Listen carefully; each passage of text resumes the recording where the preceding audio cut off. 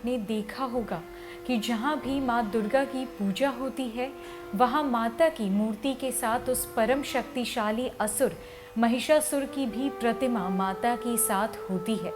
इस मूर्ति में माता त्रिशूल से महिषासुर का वध कर रही होती है। तस्वीरों में माता के साथ महिषासुर को दर्शाया जाता है, लेकिन क्या आपने कभी सोचा है कि माता के साथ महिषासुर क्यों होता है?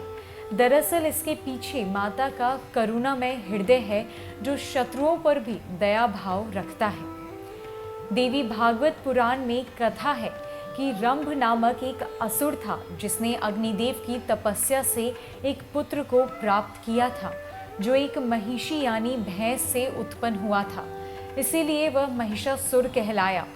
यह असुर वरदान के कारण जब चाहे मनुष्य और भैंस का रूप ले सकता था। ब्रह्मा जी की तपस्या करके इसने वरदान पा लिया था कि कोई स्त्री ही इसका अंत कर सकती है। इसीलिए वह देवताओं के लिए अजय था और शक्ति की मदद से आकर इसने देवलोक पर अधिकार भी कर लिया था। महिषासुर के शासन में देवता और मनुष्य भयभीत रहने लगे।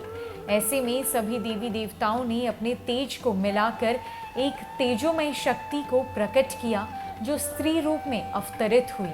यह देवी माँ दुर्गा कहलाईं। सभी देवी देवताओं ने अपने अस्त्र शस्त्र से देवी को सुसज्जित किया। इसी देवी ने महिषासुर को युद्ध के लिए ललकारा। देवी और महिषासुर में 9 दिनों तक महायुद्ध हुआ। महिषासुर को अपने अंत समय में माता दुर्गा की शक्ति का एहसास हो गया था और उस असुर ने देवी से प्रार्थना की, हे माता, आपके हाथों मेरा वध हो और मुझे मुक्ति मिले। मैं आपकी शरणागत में मेरे उद्धार का आप कुछ उपाय कीजिए।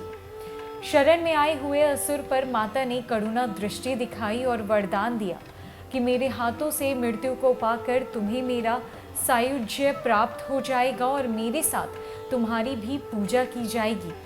माता के इसी वरदान के कारण देवी भागवत पुराण में बताया गया है कि माता के साथ महिषासुर का वध करते हुए माता की मूर्ति बनाकर देवी की 9 दिनों तक पूजा करनी चाहिए।